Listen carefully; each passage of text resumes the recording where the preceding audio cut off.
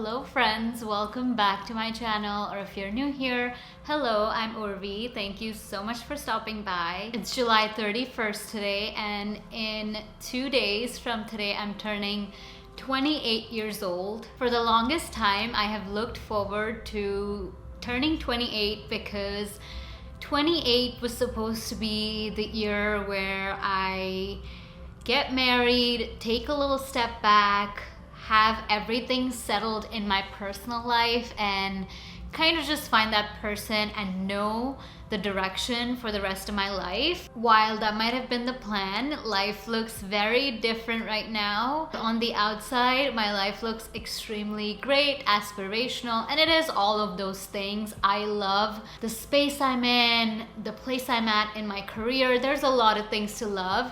But this past year has also been the hardest year of my life, emotionally, mentally, spiritually. It's true when they say that when you hit rock bottom, there is nowhere to go but up.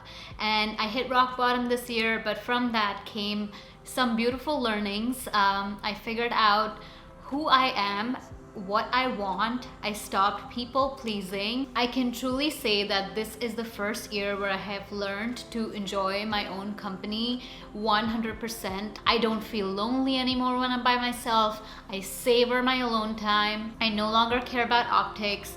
And if I hadn't gone through everything that I went through, I probably wouldn't have been forced into rethinking my entire life this year. So I just want to share 28 things I've come to believe, I've come to learn this year that I'm turning 28 years old. This too shall pass. When you're going through something challenging, something difficult, it always feels like the end of the road. It always feels like there is no coming back from it. But believe me, whatever you're going through, just keep repeating this to yourself. This too shall pass. And that leads into number 2. Things are never as good or as bad as they seem. Part of the human experience is romanticizing our lives and dramatizing our lives too. When we feel happy, we feel like we're on top of the world, and when something bad happens, we feel like we've always hit rock bottom and there is no way out of that. But always remember that things are never as bad as they seem. It's all a matter of perspective, and this too shall pass. The only way out is through. For the longest time, when I struggled, I always thought, when is this going to end? I wish I could just hit the pause button, or I wish I could just hit the skip button and get to the good part. If you're struggling through something, if you're healing from something, the only way out is to feel all of your feelings and come out the other side. Number 4, I learned that I always need to give myself what I seek from others first. This ranges right from validation, attention, love, compliments, to respect, discipline, commitment, all of the things that I seek from other people in my life. If I was to give them to myself first, that necessity of having those needs met from external sources kind of reduces, and that way I don't put so much pressure on all of the relationships in my life because I'm giving myself everything that I need. This year I also made a little promise to myself to always and forever love myself more than I love anyone else. And I don't mean this at all in a narcissistic way. I'm always going to be my own priority moving forward, and that's something that's not going to change. My next lesson is to not give away space in my heart, space in my mind to someone who hasn't shown that they're worthy of it. I am one of those people who tends to trust people easily, who tends to do a little too much for people sometimes because I value people who are in my life a lot. That can also be a downside though sometimes, because I give too much to people who most of the times haven't shown me that they're worthy or that they deserve it. So that's not something we're doing any longer. Some things will always be painful, and that's okay. Allow things to be exactly as they are. Your feelings and your emotions don't need to be constantly regulated or controlled. We put so much pressure on feeling okay. It's okay for some things to be painful. It's okay to not be okay all the time, and your emotions don't need constant regulation. When you feel something, just sit in it and let it pass, and that's that. Another thing that I've learned is to always trust my gut. I have in the past ignored a gut feeling so many times, and I've turned out to be most of the times right about the thing that I was strongly feeling about. And so I'm no longer ignoring gut feelings when it comes to people, situations, anything in my life.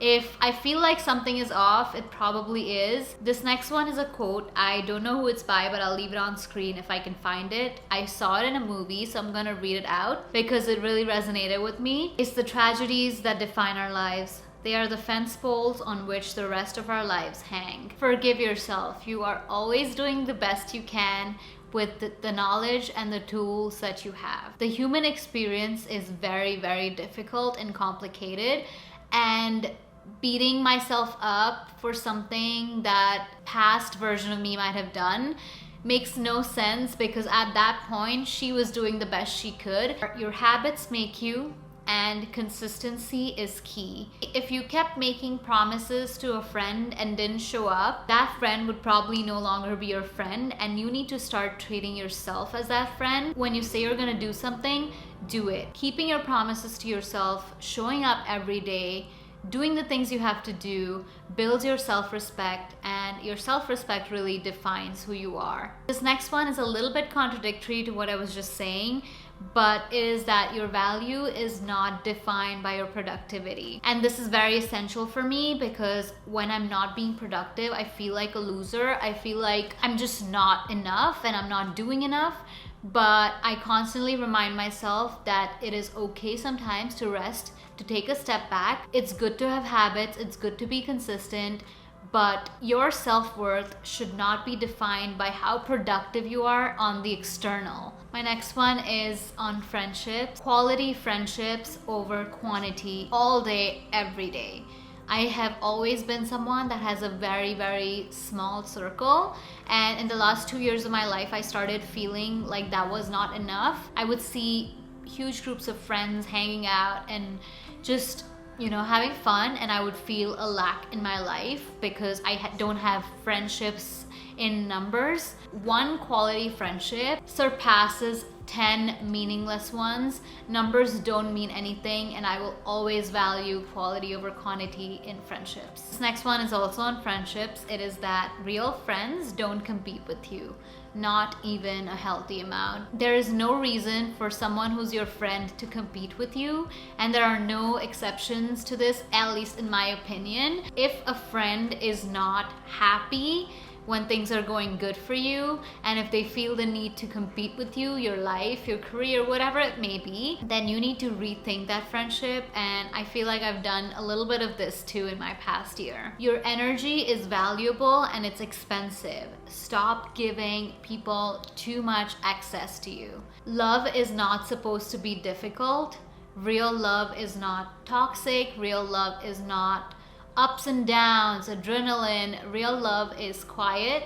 Real love feels easy. If he wanted to, he would. And I'm sure at this point you've heard this so many times, but it is 100% true. No one has it all figured out. We're all just making it up as we go. Stop comparing your life to other people. Everyone is a main character in their own story, and when you start realizing and accepting that, it gets a lot easier to understand why people behave the way that they behave. Patience is truly a virtue. I have not been the most patient person. I've been stubborn, I've been arrogant, I've been all of those things. But I think this past year of my life has changed that for good, and I've learned that patience really takes you a long, long way. The entire world can change in just one night. If it's good, appreciate it, and if it's bad, know that it's going to end. It's going to change. Don't take friends and family for granted. This one's self-explanatory, but this last year of my life has emphasized the importance of friends and family in my life, and I'm so, so grateful to have them, and I will never take them for granted in my life ever. Switching gears a little bit, this next one is on the financial side. Always pay yourself first. when you get a paycheck, before you pay your bills, before you go out and spend money, before you pay your rent, pay yourself first. This could be putting it in a savings account, investing money, or building your emergency fund. It's okay to spend money on yourself and spoil yourself without feeling guilty. I've always had a very frugal mindset, and this can sometimes be a fault.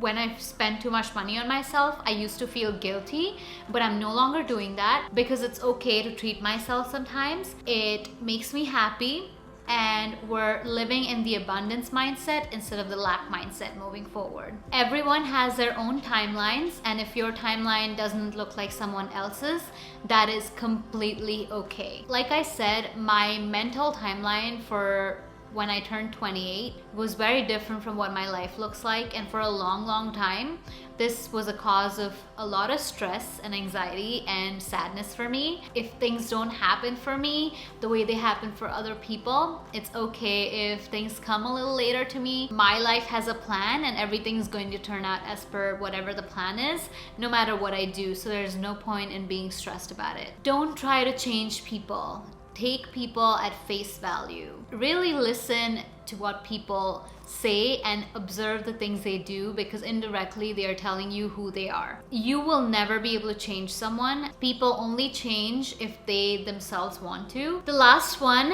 the grand finale, validation and motivation and happiness has to come from within.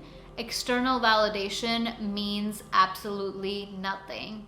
And that's 28 things I learned. I'm turning 28 next week. I hope you took away something meaningful from this video and can apply 1 or 2 things at least to your own life. I will see you guys next week. It's probably gonna be a birthday week vlog, so watch out for that. And thank you so much. Bye.